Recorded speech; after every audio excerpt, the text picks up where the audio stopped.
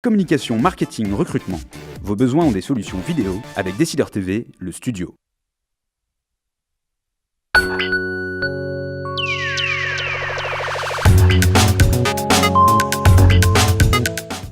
Les décideurs de la gestion, bonjour. Vendredi, fin de matinée, nous faisons le point sur l'actualité de la semaine, sur l'actualité économique, l'actualité financière. Nous essayons d'analyser dans cette émission, qui est le format long, les décideurs de la gestion, l'analyse.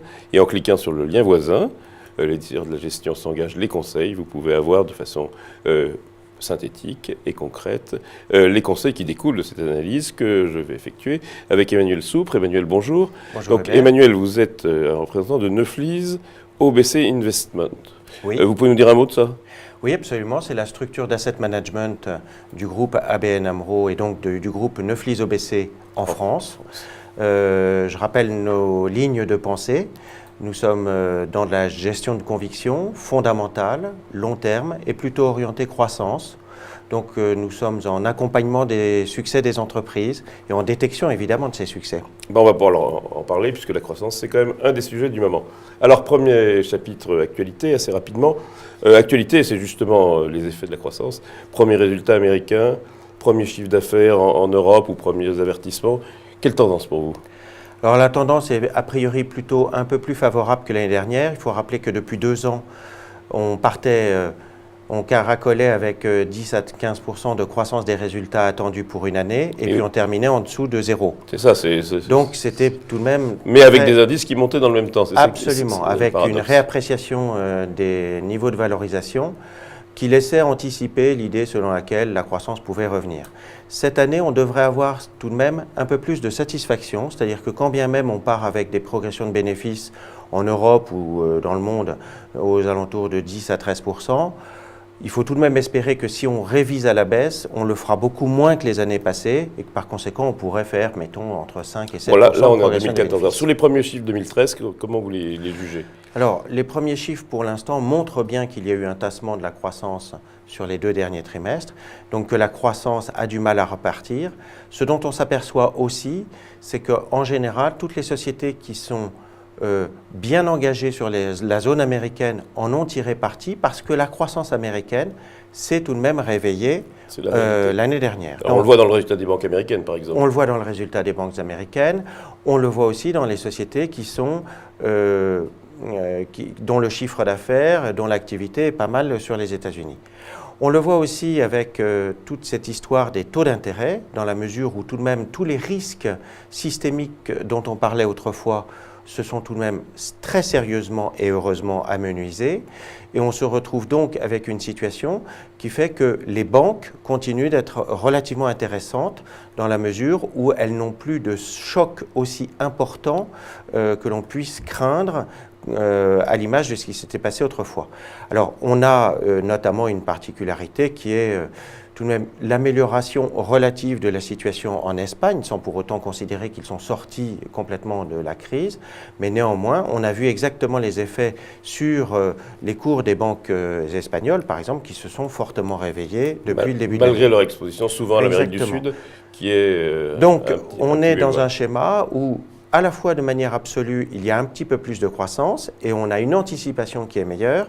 Et de manière relative, on s'aperçoit que tous les gisements d'inquiétude ont tendance à s'estomper. Alors, actualité toujours, l'euro rend enfin 1% face au dollar, 1,7% face au yen. Est-ce que le enfin veut dire que la situation monétaire va s'améliorer pour l'Europe, c'est-à-dire avec un euro plus faible? Qu'il faille le souhaiter, oui. Est-ce que pour autant on pourrait enfin avoir un euro faible par rapport à ce que l'on a constaté? On n'en sait rien. Non. Ça, c'est une donnée nouvelle pour les gestions. C'est l'idée sur laquelle les perturbations de change continuent de faire leurs effets. Et finalement, ça a été même presque plus prononcé dans l'année 2013 que ça ne l'était auparavant. La force de l'euro est quelque chose qui est patent depuis des années, donc on le sait. Ce qui a été nouveau l'année dernière, c'est toutes les perturbations sur les monnaies émergentes et puis les effets de change, par exemple, sur le yen. Oui. Donc on s'est aperçu, et ça avait été sans doute mal pris en compte par un certain nombre d'analyse ou de décision de gestion, on s'est aperçu qu'il fallait intégrer les effets de devise certainement beaucoup plus fortement qu'on ne le soupçonnait au départ. Bien. Donc, il faut rester prudent là-dessus. Actualité toujours. Alors, ce pacte de M. Hollande, qu'est-ce qu'il faut en penser rapidement? Alors, on est à la fois dans la psychologie et puis dans les chiffres. La psychologie, un peu comme avec les banques centrales, ce dont on s'aperçoit, c'est que la psychologie et les mots ont parfois autant d'importance que les effets induits en termes de chiffres tels qu'on pourra les vérifier dans quelques mois ou dans quelques trimestres. La psychologie est positive. Ce qu'il faut espérer, c'est que ceci sera suivi d'effets en termes d'effets dans les chiffres qui soient suffisamment conséquents pour que l'on se dise qu'effectivement on tourne une page par rapport à la manière dont ça se passe. C'est que quand la psychologie est bonne, la déception peut être plus forte. Oui, absolument. D'où la nécessité de mettre maintenant les actes en relation, que l'on mette les actes en relation avec les intentions. Alors l'actualité toujours, et enfin, sur les valeurs assez rapidement, cette semaine on voit à nouveau une hausse de Peugeot, une hausse de la TCOR, une bonne tenue finalement de l'automobile et de ses équipementiers, de l'aéronautique et de ses équipementiers. Alors ça fait maintenant plusieurs années qu'en fait, tout le schéma de réorganisation qui a pu être connu depuis des années dans l'aéronautique et qui a bénéficié à l'aéronautique, maintenant est reproduit dans le secteur automobile. Avec aussi une autre donnée, c'est que d'une certaine façon, si on fait la comparaison entre les deux secteurs, l'aéro et puis l'auto, on s'aperçoit aussi qu'on a moins d'effets cycliques. Non, je vous en prie, on a moins d'effets cycliques et on tousse moins d'ailleurs dans l'automobile qu'on ne le faisait auparavant. Alors pour quelles raisons? Parce que par exemple, on a la dynamique dans l'auto due aux pays émergents et notamment à la Chine qui crée une croissance presque mécanique sur le secteur dont bénéficient les constructeurs et les équipementiers. Et puis, on s'aperçoit qu'aujourd'hui, que ce soit dans l'aéronautique comme dans l'automobile, on a besoin de réorganiser sa relation de production et d'innovation. Et donc, tout le monde doit gagner de l'argent. Le constructeur n'est pas là simplement pour obtenir des prix, il sait qu'aujourd'hui, son partenaire essentiel est son fournisseur de premier rang. Dernier point d'actualité, peut-être rapidement, on voit Essilor dans les baisses avec une annonce de moindre croissance. Les résultats de Swatch, de Burberry ont été moyens. On voit Seb dans les baisses cette semaine, c'est-à-dire toutes ces valeurs qui ont surfé sur ce qu'on a appelé les nouveaux riches des pays émergents, c'est un peu fini ou c'est un peu excessif en bourse? Non, ce n'est pas forcément fini, mais par exemple, en ce qui concerne le luxe, en fait, la grande modification qui est intervenue en 2013, c'est de s'apercevoir que, par exemple, la Chine passait d'un statut de pays émergent à un pays économiquement qui devient adulte. Il ralentit un peu son rythme de croissance, mais en étant aussi adulte, bien, il y a de nouveaux comportements dont il faudra attendre la confirmation concernant la relation, par exemple, aux produits de luxe. Donc ça veut dire qu'éventuellement, il va falloir s'attendre à ce que l'on constate des croissances éventuellement moins fortes, mais dont on va découvrir la robustesse par la qualité des marques et cette reconnaissance de la part des clients. Ça peut prendre un peu de temps. Donc un peu de prudence ou un peu d'attentisme avant de vouloir se précipiter sur ce genre de thème. Alors, deuxième point, stratégie. Alors, d'abord, est-ce que cette année, ça va encore être l'année des banques centrales? Est-ce que tous les 15 jours, on va se dire que va faire la Réserve fédérale, que va faire la BCE, que va faire la Banque du Japon?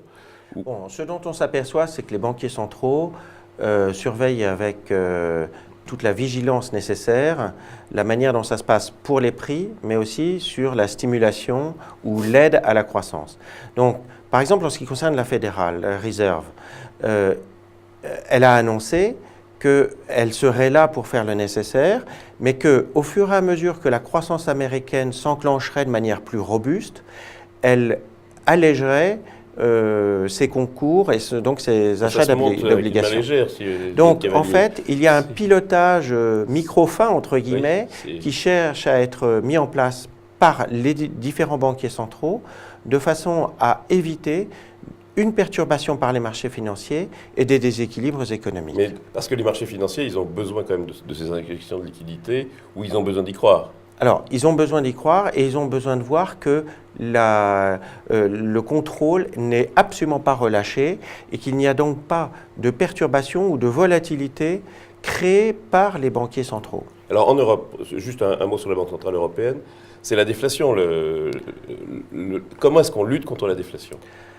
Alors, théoriquement, normalement, on lutte contre la déflation, notamment en réouvrant un peu les vannes du côté de l'inflation salariale, de façon à redonner un peu de stimulation. Là aussi, on est dans un contexte de psychologie. Il y a tout de même une déflation qui est positive pour l'Europe, qui est celle sur les produits alimentaires et sur l'énergie. La baisse des prix que l'on a pu observer depuis un an, en termes de glissement de l'inflation, elle s'est un peu réduite. À 70%, elle était attribuée à la baisse des prix alimentaires et aux baisses des prix sur l'énergie. Donc ceci est favorable aux consommateurs, mais il faut tout de même être très vigilant sur cette déflation si elle doit entraîner une baisse systématique des salaires et des revenus.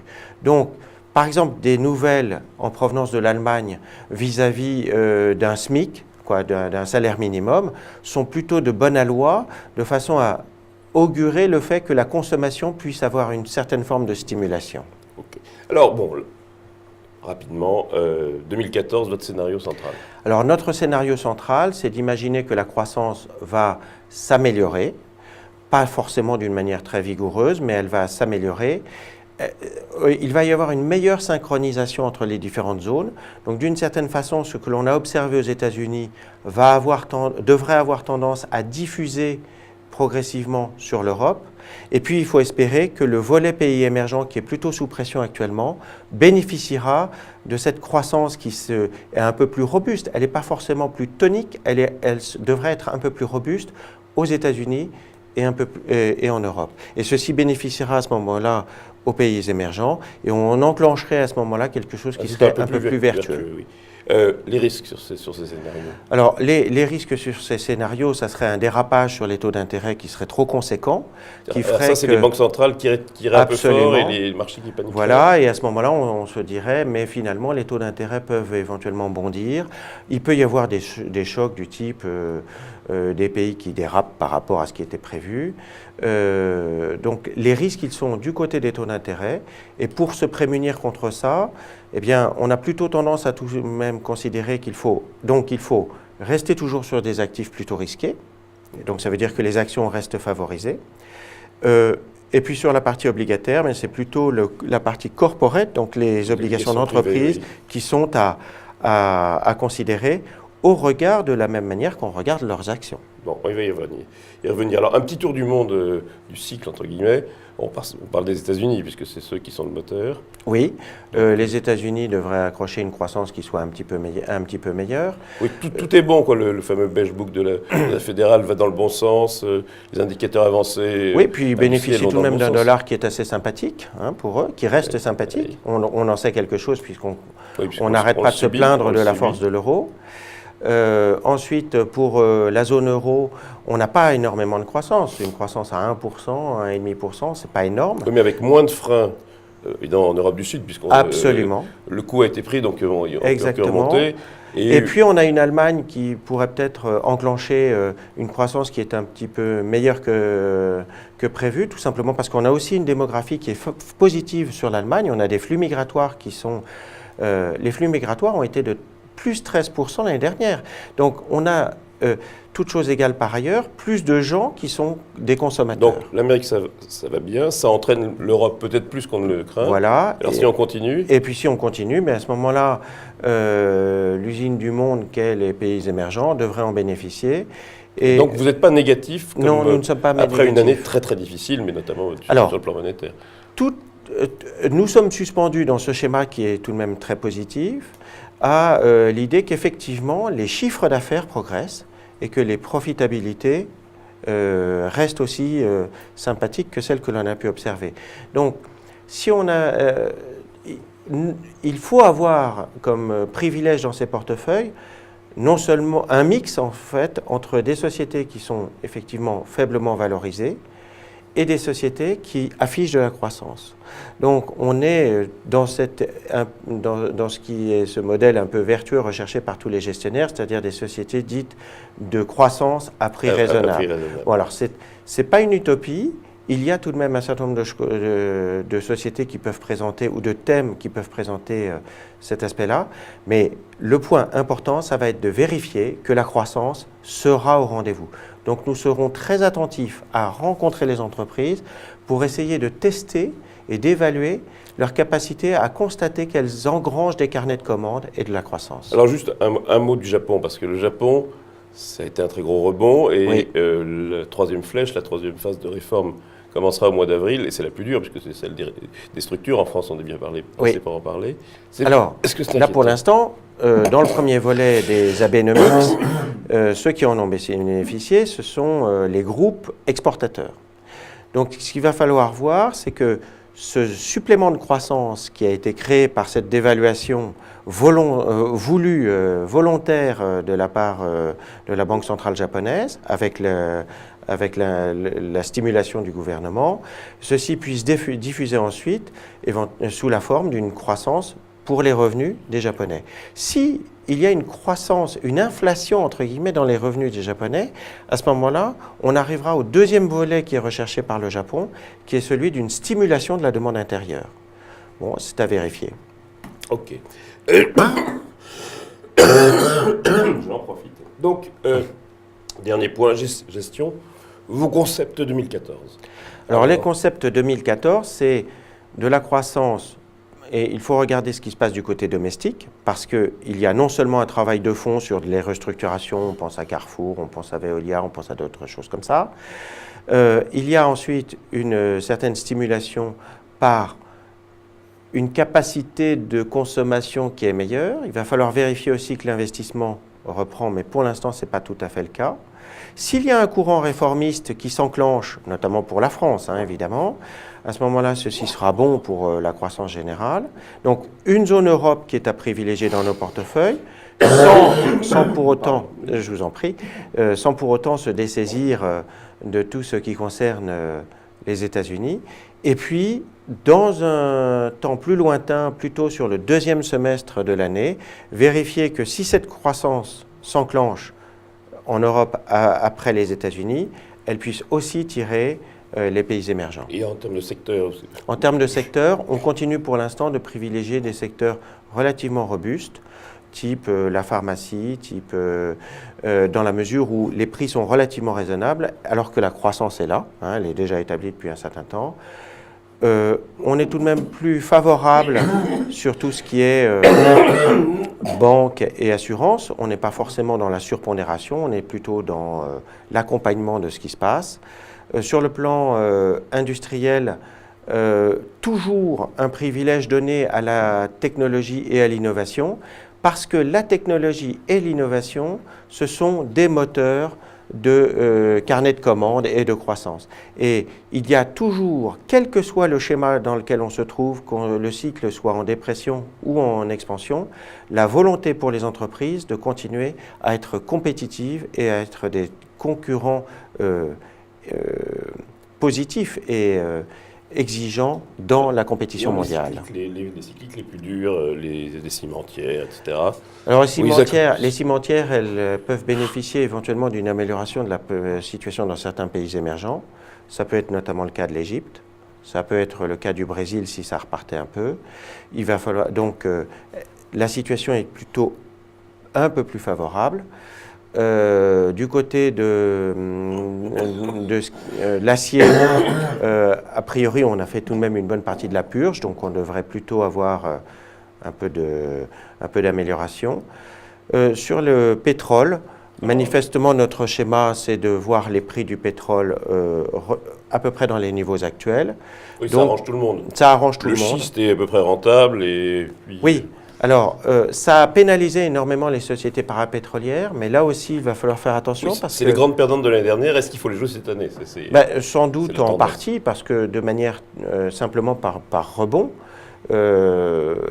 pour certaines d'entre elles, elles ont énormément reculé, donc elles pourraient très bien avoir une reprise du cours. Donc, On a l'impression qu'on donne un message qui est très positif. Oui, très. Peut-être trop, mais- Alors, en fait, on va dire qu'il est positif, mais il faut le mettre sous surveillance de manière systématique en vérifiant que les perceptions et les anticipations de croissance de chiffre d'affaires et de résultats seront au rendez-vous. Donc il faut presque être encore plus proche des entreprises qu'on l'était l'année dernière. Juste un dernier mot. Oui. Une approche d'allocation d'actifs sur un portefeuille équilibré. Eh bien, entre 35 et 40%, 35 à 45% d'actions.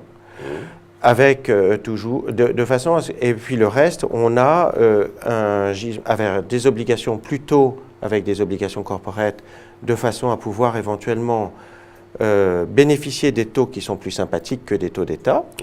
Et si la croissance s'enclenche, à ce moment-là, on pourra très bien transformer une partie de ces obligations en actions pour pouvoir accompagner cette dynamique de croissance que l'on attend tous depuis très longtemps. Ce sera le mot de la fin. Emmanuel Soupe, merci. Rendez-vous la semaine prochaine, même heure, même lieu, en meilleur état pour moi, j'espère en tout cas. Et puis rendez-vous en cliquant sur le lien voisin sur le même site pour avoir l'application pratique de l'analyse d'Emmanuel. Au revoir.